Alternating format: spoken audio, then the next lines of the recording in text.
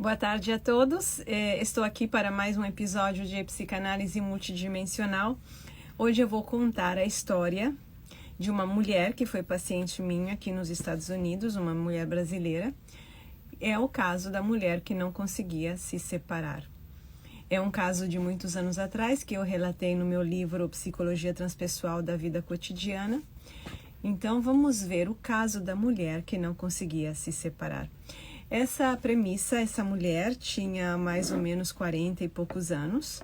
Ela trabalhava como faxineira aqui nos Estados Unidos, vinha de São Paulo, casada há 18 anos. Tinha um filho de 12 anos.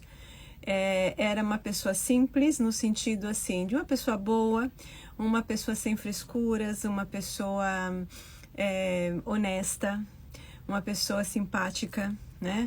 Uma pessoa gostada pelos clientes dela. E ela estava casada há 18 anos, como eu disse, com um homem que ela não amava.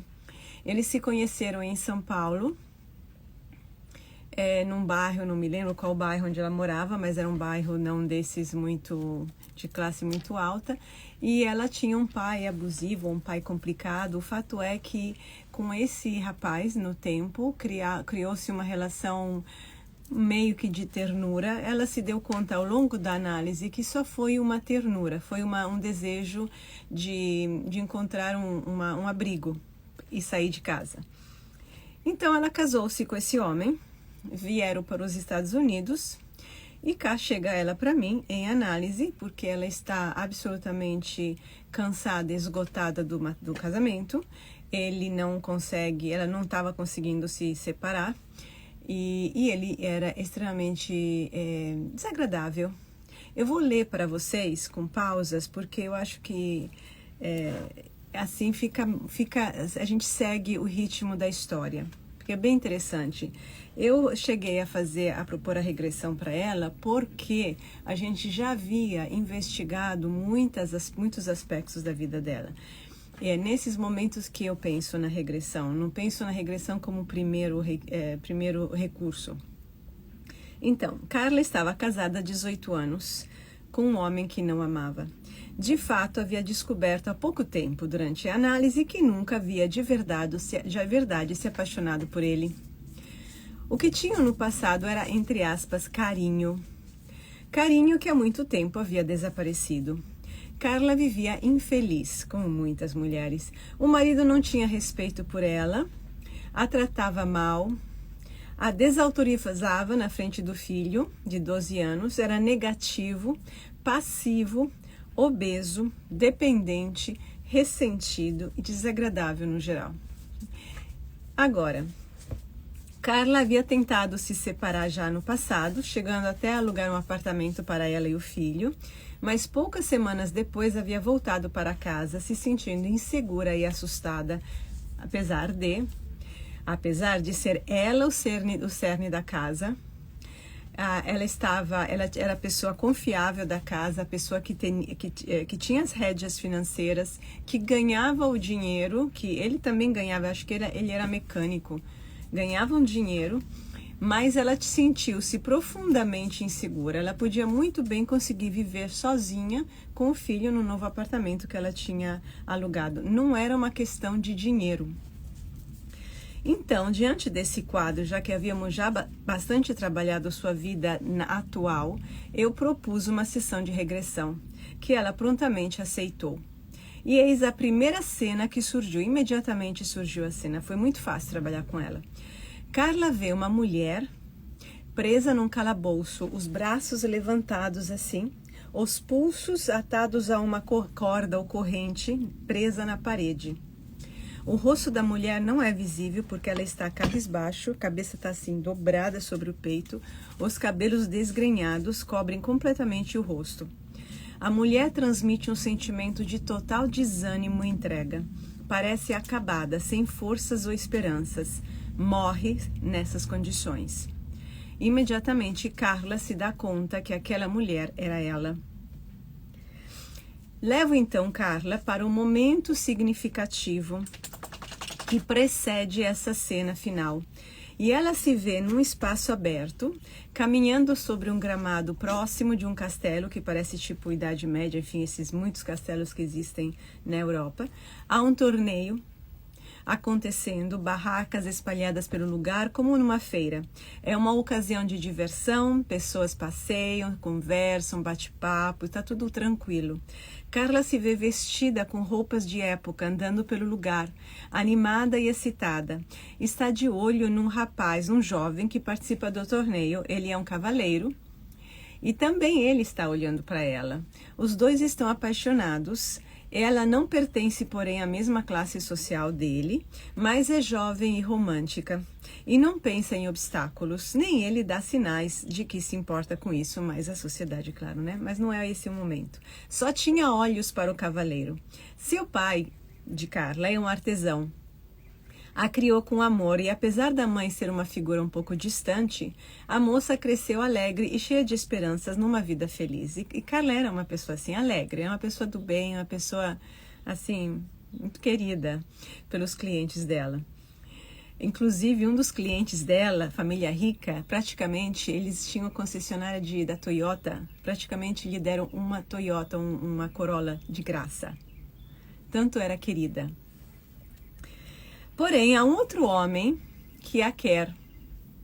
É um dos guardas do castelo. Um homem de sua mesma condição social e que já tinha se insinuado para ela, já tinha tentado se aproximar dela, ela não gostava dele e o havia rejeitado. Assim, numa boa, como a gente faz nessa idade. Essa aqui é uma moça que não tem nem 20 anos. Mas ela não percebeu que isso pudesse gerar tantas consequências. Naquela tarde azulada e descontraída do torneio, caminhando em meio às pessoas, encantada com seu apaixonado que ela observava a uma certa distância, a moça é, de repente, agarrada por trás por um homem corpulento que lhe tapa a boca com uma mão e a arrasta para longe. É assim que Carla se encontra no calabouço do castelo, atada, só e amedrontada. Na próxima cena, ela se viu se rebelando violentemente contra o aprisionamento, tentando se soltar e gritando alto. O homem apareceu no porão, com passos pesados. Desceu uma curta escada de pedra. Era o seu raptor. Raptor, desculpem, meu português às vezes é pouco estranho. O pretendente rejeitado. Naquele momento, Carla se deu conta que ele era seu marido atual. O homem queria dobrar a vontade de Carla para que ela se aceitasse se casar com ele assim. Simplesmente assim. Carla recusou-se com todas as forças. Não recuou de sua posição e lutou tanto que perdeu a noção do tempo. Mas ninguém sabia onde ela estava. E não dava para ouvir. Carla ficou abandonada entre ratos e umidade, e o tempo se arrastou numa eternidade sem fim. Sua única certeza era que ela iria se casar com ele, que ela não iria se casar com ele de jeito nenhum. A realidade era que Carla estava completamente abandonada a seu destino, ninguém podia resgatá-la ou ouvir seus chamados de ajuda. Ela passou uma interminável quantidade de tempo lá, na escura sujeira de um porão esquecido, e em um crescente sentimento de desespero. Lentamente ela se entregou, parou de lutar, parou de gritar, parou de esperar. E finalmente morreu. Ele não havia planejado matá-la, porque ele é idiota, né? Assim, desculpa, mas é muito comum isso, muito mais comum do que vocês imaginam. Em sua mente simplória e ignorante, ele só queria ser amado e aceito e forçá-la a casar-se com ele. Não queria matá-la. A experiência dessa regressão deu a Carla uma nova consciência e um novo entendimento do porquê ela tinha tanto medo de se separar de um homem que ela não amava e do qual nem precisava financeiramente. Mas não é porque ela tinha medo que ele fosse matá-la agora, porque o cara era totalmente um nada. Era só agressividade verbal. Assim, ela ganhou forças para começar a planejar a separação e começar os primeiros movimentos para a sua implementação. Nesse processo de empoderamento interior, sentimos, porém, a necessidade de fazer uma segunda regressão. Tinha ainda alguma coisa que estava aprendendo, bem sutil. Desta segunda vez, Carla se vê numa clareira de bosque, aguardando a chegada do amado. Só ela no bosque. Esse amado era um soldado de outro lugar que tinha passado pelo vilarejo dela anteriormente com seu regimento. Os dois haviam se gostado e o regimento foi embora e haviam combinado que ele fosse voltar para pegá-la e ela ia embora com ele. Eles queriam escapar juntos. Ninguém sabia do plano, nem mesmo o pai dela. A mãe não existia. Era órfã de mãe. Carla esperou pelo amado por muito tempo e ele não chegou. Cabisbaixa, voltou para casa, se sentindo traída e abandonada.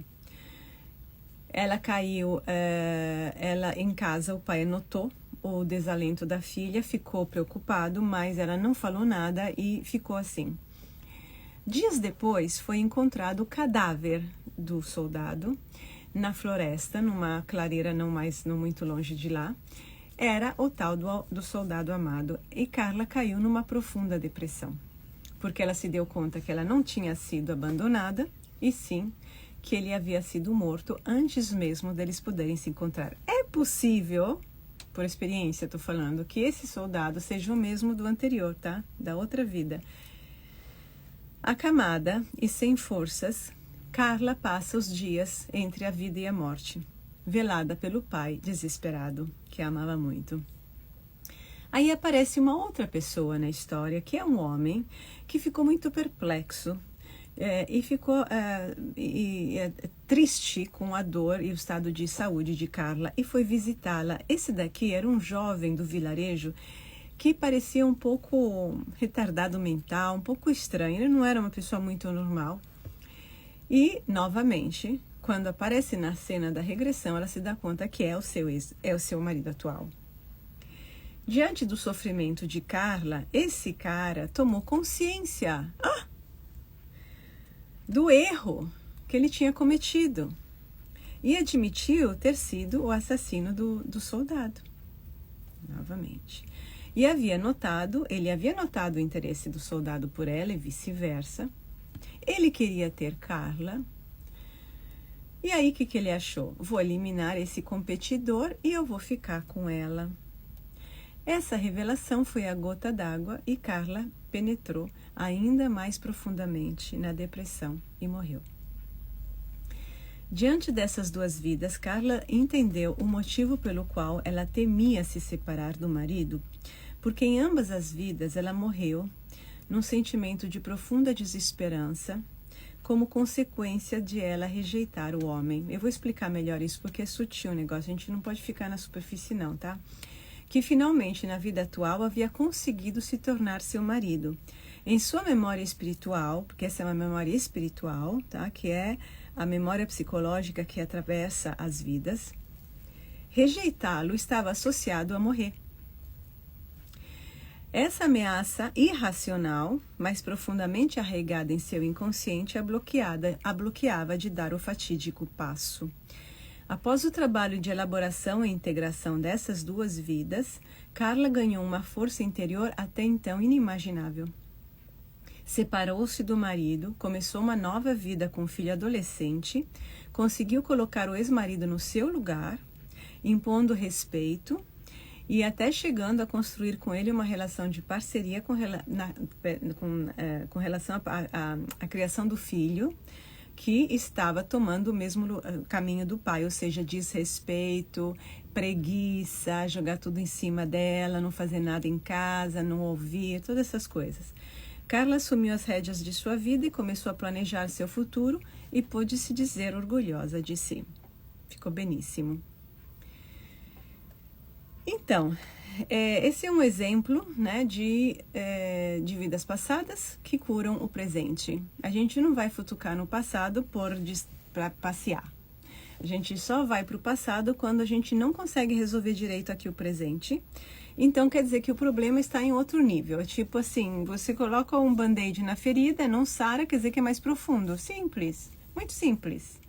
Muito simples e muito real.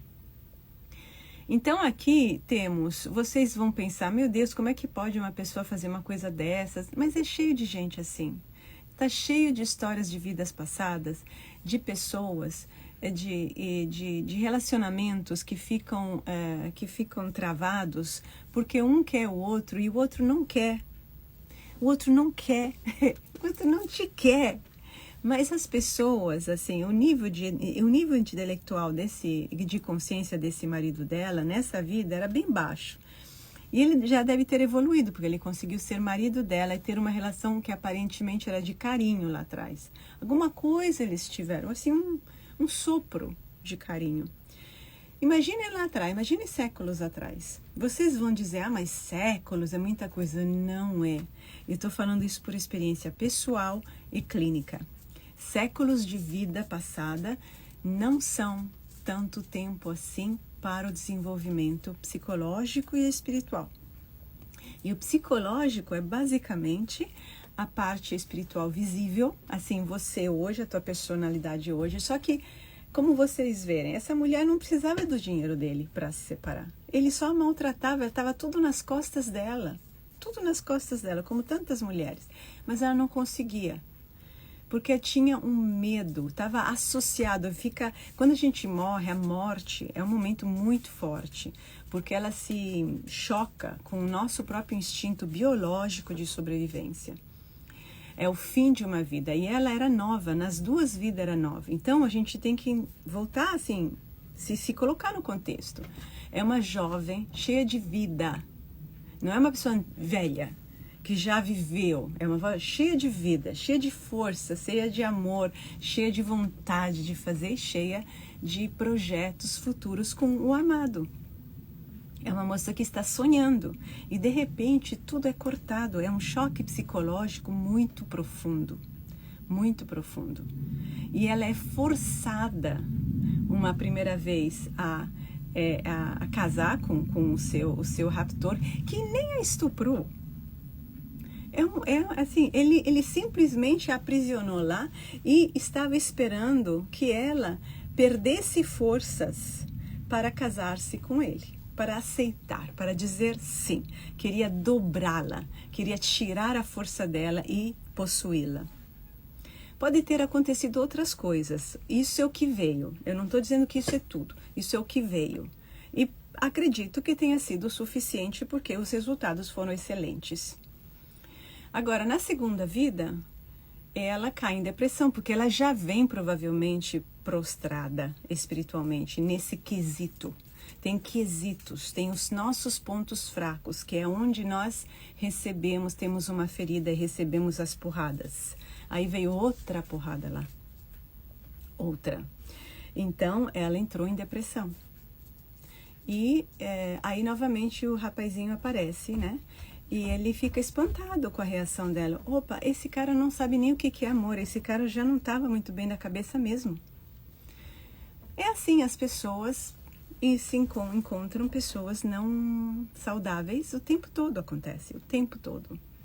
E aí Carla, ela se separou, alugou um belo apartamentinho. O filho começou a ficar sempre mais adolescente, né? E a gente ficou juntas ainda por um tempo. Com 15 anos, esse menino estava praticamente insuportável. Ela começou a mandá-lo para a casa do pai, começou a colocar o pai diante dessa dificuldade de criar o filho, que estava virando cópia dele. Começou a colocar todos os pontinhos nos is, receber a pensão alimentícia do pai. Tomou as rédeas, que ela tinha essa força, ela sempre teve, mas alguma coisa estava segurando. E essa coisa não estava na vida presente. A vida presente estava perturbada, estava fraca, enfraquecida por causa disso.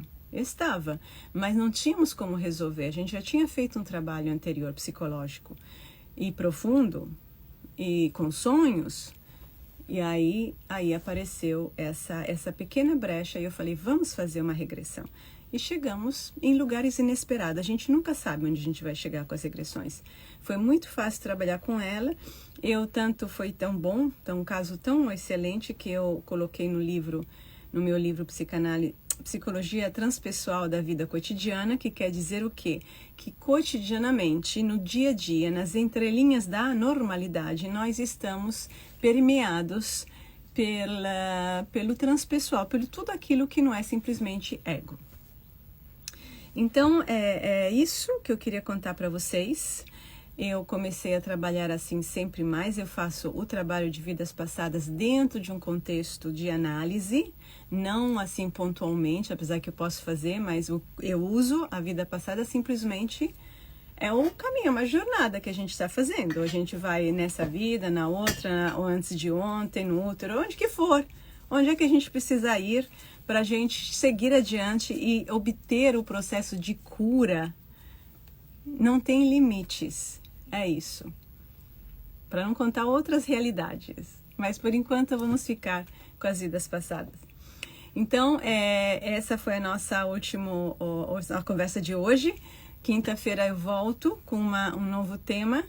Um beijo a todos e obrigada por estarem por aqui. Tchau, tchau.